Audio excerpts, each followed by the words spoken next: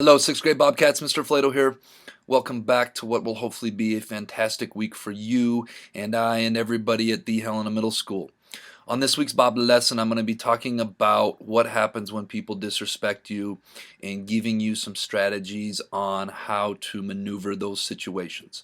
Unfortunately, in life, we have people who are disrespectful, and that's at any school you go to, any job you go to. When you become an adult, you're just going to run into people that are disrespectful at times, and that can be very frustrating.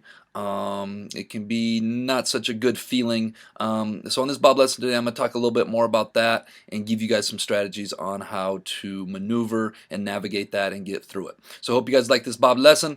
Hope you guys make it a great week at the Helena Middle School. Let's buckle up and get rocking and rolling on this B.O.B lesson. All right, this week's B.O.B lesson is going to be talking about strategies for responding to disrespect. But first, let's be our best this week at HMS. Let's be safe, let's be responsible, let's be respectful, and let's be a learner. So, as I've said before, unfortunately, we are all human beings. Unfortunately, us as human beings, we make mistakes. Sometimes people have bad days and don't handle their negative emotions and negative energy appropriately. And oftentimes, when we are not handling our negative emotions or our negative energy appropriately, this can come off as disrespect to other people or spewing that disrespect onto other people. In the counseling world, we call this projection. We take our negative energy, our negative emotions, and sometimes we snap and we disrespect other people, and there's somewhat of a transference of that negative energy from us onto someone else. And so when this happens, what should we do? All right, but first, before we talk about strategies, let's talk about what someone who's being disrespectful really wants to see happen. Because in order to understand how we should react, we first need to understand what someone who is acting disrespectfully really wants to see as an end result. Okay? 9 times out of 10, they want to see you get upset. They want to see you get sad. They want to see you get angry. They want to see you get embarrassed. They want to see you become insecure, etc., etc. So the last thing you should do is give into the disrespect and give them the result they are really looking for. That is the key to this whole thing, is we are not going to give in and give them the desired result, which is what they want.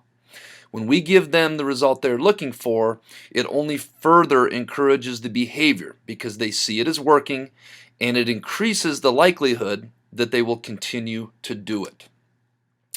Okay, now I'm getting a little artistic here. I've said it a million times. I'm not an artistic person. This is not my strength, but I also know we have some visual learners out there, so I'm doing this for you guys. Okay, when we're talking about somebody having a bad day and not handling it in an appropriate manner, what we're really talking about is a term we use in the counseling world called projection.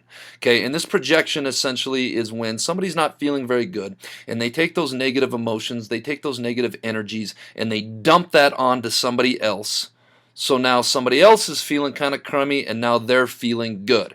It's kind of like taking the garbage out. You have a stinky garbage in your room or in your office, and you take that garbage out and you put it into the big garbage can. I'm projecting all of that negativity onto somebody else. I'm getting it off of me and onto somebody else. So you can see I got 2 stick figures here. I got one in red, one in yellow. Yellow person is having a great day. Red person not so much. So they take that ickiness and if you follow it up the tube into the arrow there, they're going to try to put it onto somebody else. So what ends up happening? Well, that disrespect ends up happening. Now, person number 1 that used to be red, now they're feeling kind of sunshiny yellow. They're feeling good. They disrespected somebody else.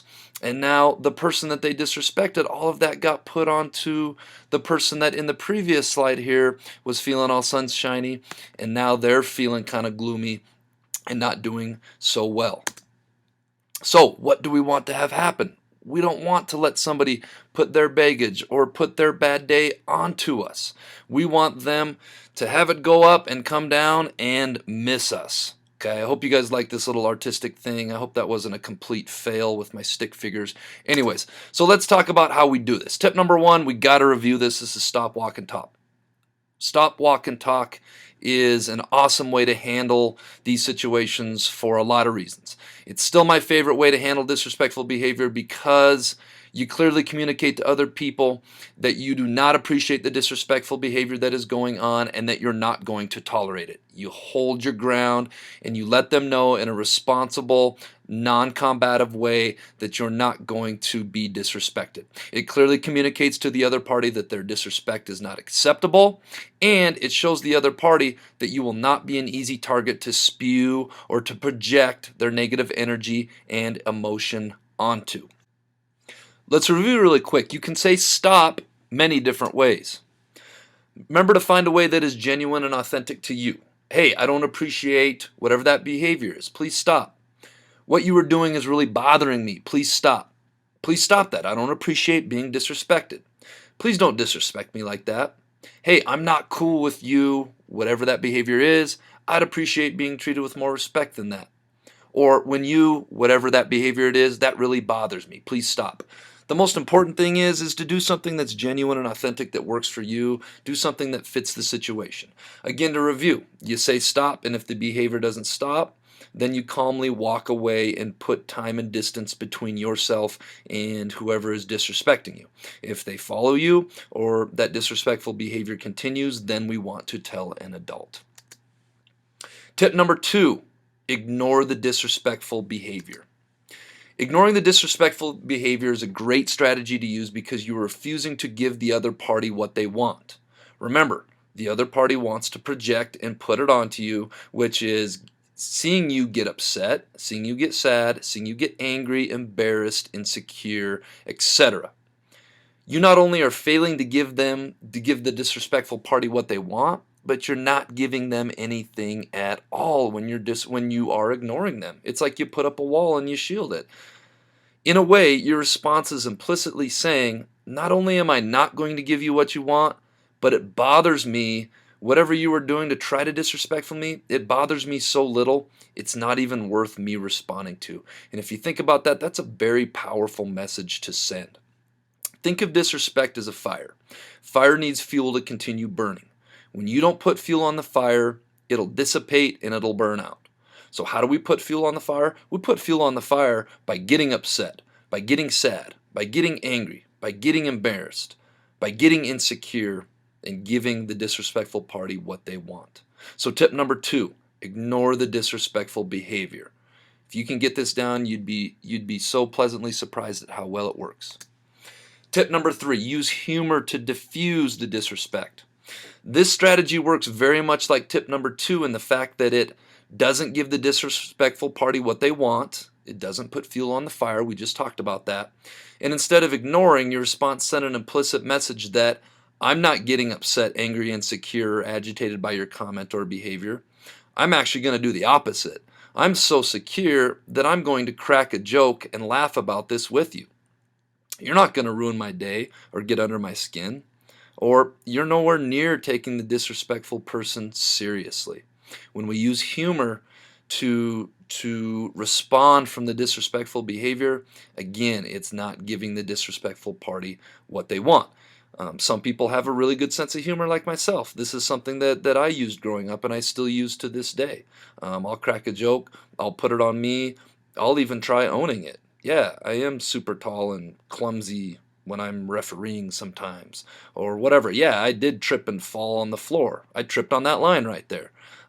Whatever it is, you own it, you laugh about it, and when you're doing that, you're not letting somebody get under your skin and give them what they want. All right, this week's quote of the week comes from Miss Eleanor Roosevelt, and this quote is, "No one can make you feel inferior without your consent." And that word inferior for some of you that may not be familiar with that vocabulary term, means you don't feel good enough.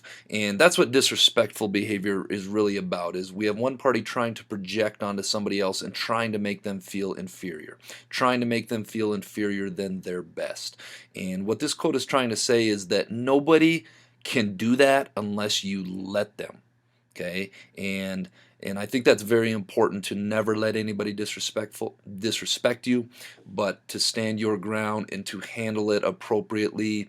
And like my stick figure showed, just kind of step to the side and not let somebody spew that disrespect onto you. All right, we are off to this week's Jellybean Question of the Week winners, who are Camille Curtin, Kate Lee, Tegan Reed, Ren Klum, and Gavin Payne. The word that did not fit with the rest was quartz. Quartz had a U in there, the rest didn't.